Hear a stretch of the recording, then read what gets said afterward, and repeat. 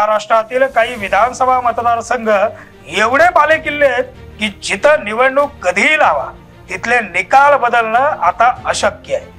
त्यातील महत्वाचा मतदारसंघ म्हणजे 268 कणकवली विधानसभा मतदारसंघ, म्हणजेच कणकवली देवगड वैभववाडी हा विधानसभा मतदारसंघ। या विधानसभा मतदारसंघात 6 उमेदवार निवडणूक रिंगणात आहेत।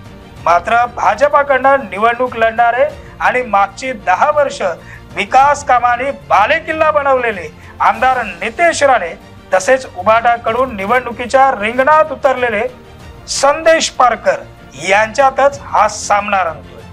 अल्पसंख्याक समुदायाची ताकद दाखवून देण्यासाठी नवाज खानी देखील अपक्ष उमेदवारी दाखल करत याच मैदानात उतरले। पण लढत चुरशीची असली तरी काटेकी टक्कर किंवा तुल्यबळ मात्र मुळीच नसल्याचा राजकीय विश्लेषकांचा दावा आहे।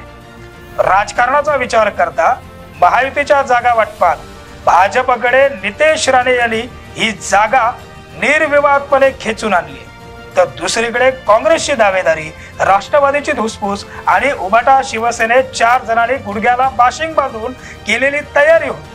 पण नेहमीच्या प्रथेप्रमाणे उद्धव ठाकरे यांनी निष्ठावंताला पुन्हा डावलत संदेश पारकर यांच्या गळ्यात उमेदवारीची माळ घातली आणि इथूनच महाविकास आघाडीत नाराजीची ठिणगी पडली। या मतदारसंघात अपक्ष उमेदवार म्हणून संदेश पारकर, बंदे नवाज हुसेन खानी, गणेश अरविंद माने व बहुजन समाज पक्षाचे उमेदवार चंद्रकांत जाधव हे आणखीन 4 उमेदवार निवडणुकीच्या रिंगणात आहेत।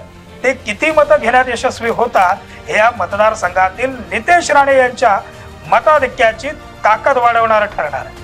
एकीकडे बूथ पातळीपर्यंत नितेश राणे यांचं नियोजन, तर मवियावाले नेमके कोणाला आणि कशाला उमेदवारी दिली याची सारवासारव करत फिरत असल्यानं विस्कळीतपणा स्पष्टपणे जाणवतो।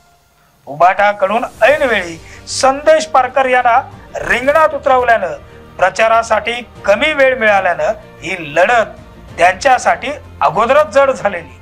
पण आता मात्र ही निवडणूक उबाटा आणि अर्थातच मवियाची झोप उडवणारी ठरते। प्रत्येक निवडणूक ही निकालानंतरही बदलत जाते। कणकवली विधानसभा निवडणुकीत अजूनही बरंच नाट्य बाकी आहे, पण सध्या तरी मतदारांची साथ नितेश राणे यांना मिळत असल्याचं चित्र राजकीय कॅनव्हासवर उमटलेलं पाहायला मिळतं हे तितकंच सत्य आहे। असे नवनवीन व्हिडिओ पाहण्यासाठी कोकणशाहीचं YouTube चॅनल सबस्क्राइब करा व बेल बटन प्रेस करा। तसेच फेसबुक पेज लाईक करा आणि इंस्टाग्राम पेज व ट्विटर पेजला फॉलो करायला विसरू नका।